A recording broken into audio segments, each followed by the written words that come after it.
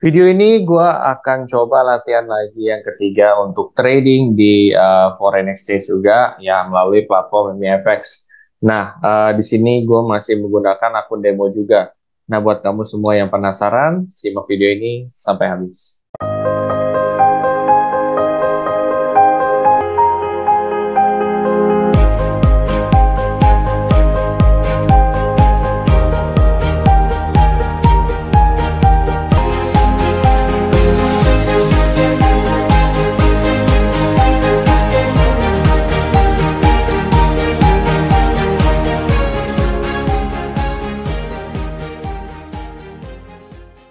Sebelum masuk lebih dalam, seperti biasa gue akan coba disclaimer dulu. Satu, keputusan investasi ada di diri kita masing-masing.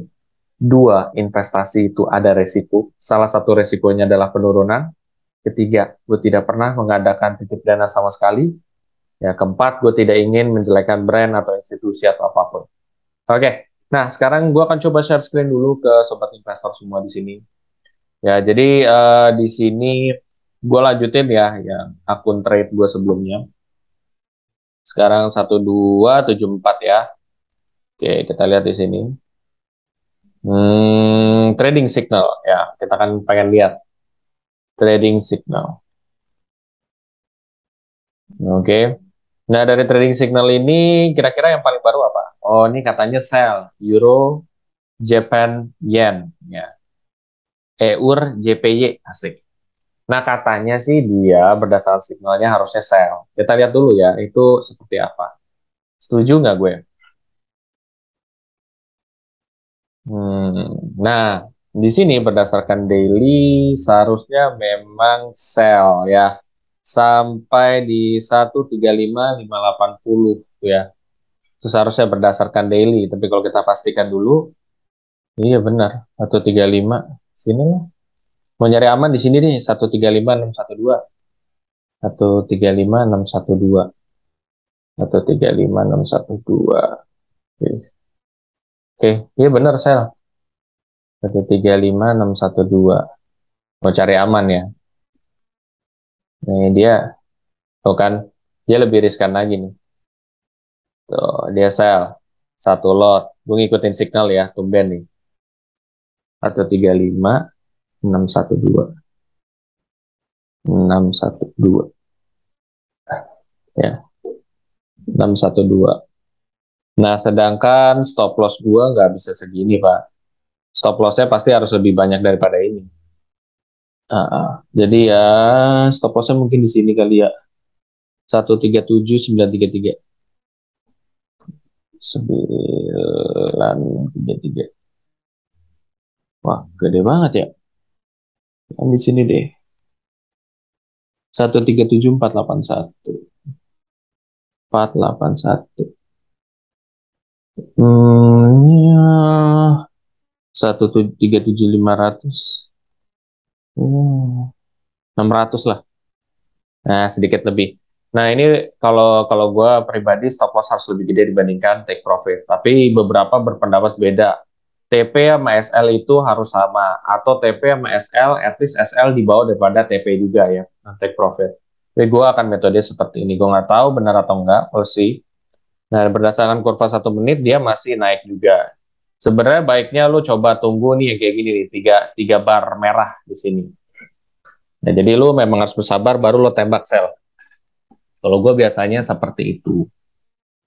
Oke, ini lagi cenderung naik sih sebenarnya secara kurvanya. Ya, kita tunggu saja.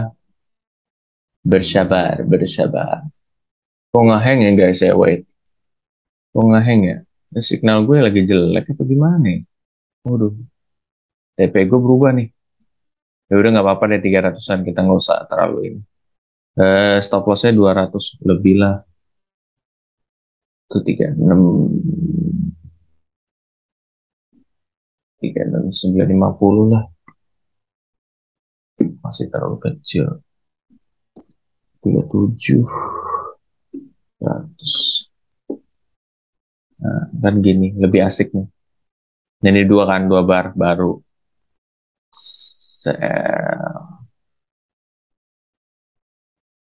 Oke guys, kita tunggu aja ya.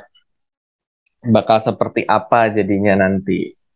Apakah ini akan profit atau tidak? Nah, untuk info juga ya, gue entry-nya di 136.532 dan kalau gue stop loss-nya di 414 dolar dan di TP-nya di 337 dolar juga. Nah, ini TP dan SL ini bukan menjadi patokan gue. Jadi yang penting kalau memang dia udah profit yang lumayan, gue tetap ambil. Jadi gue nggak terlalu nafsu sampai mentok ini. Cuman TP sama SL ini kalau misalkan gue tiba-tiba lupa atau apapun untuk take profit, nah itu udah kena duluan, langsung diambil. Seperti itu guys. Itu aja ya, nanti sampai jumpa di beberapa jam kemudian. Nanti apakah gue profit atau enggak kita lihat sama-sama.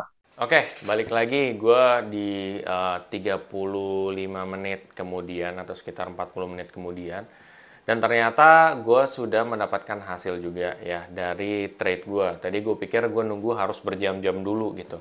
Ternyata dalam kurun waktu 45 menit gue take profit guys sebesar 55 dolar.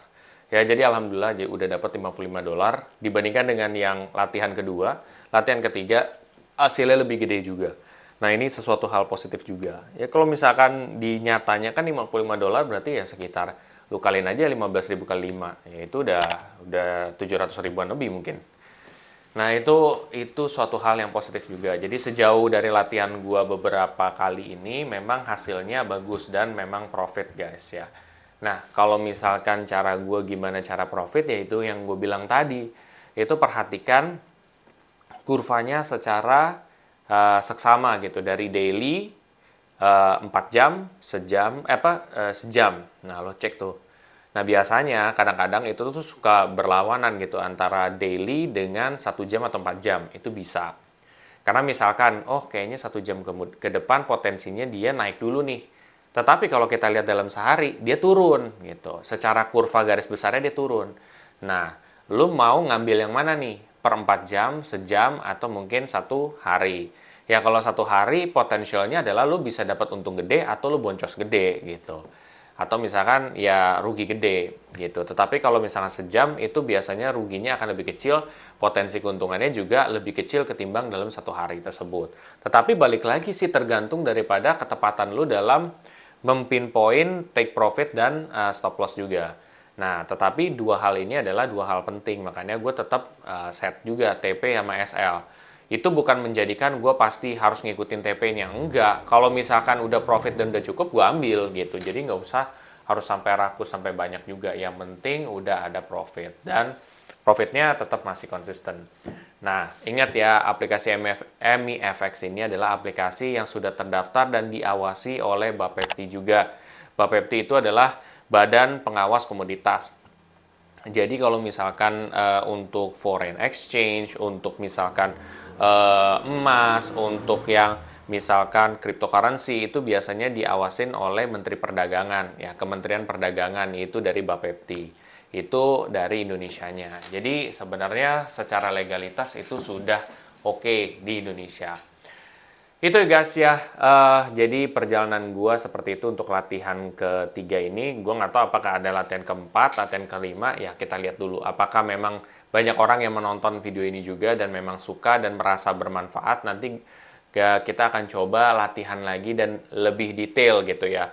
Tentang kenapa ini harus turun, kenapa ini harus naik, itu lebih sedikit detail. Cuman untuk beberapa video ini secara dasar dulu lah gitu sebelum masuk lebih detail lagi karena itu lebih rumit dan mungkin lebih panjang videonya. Itu aja. Bila mana setelah ini kamu tertarik untuk mulai trading di aplikasi MIFX ya, kamu bisa pakai kode referral gue yang ada di kolom deskripsi di bawah ini ketika kamu mulai mendaftar ya. Tetapi ingat bahwa ketika kamu mulai trading itu ada resikonya juga. Makanya kamu coba pakai demo dulu, kalau udah oke baru kamu pakai yang akun live juga. Seperti itu. Sampai jumpa di video selanjutnya. Terima kasih.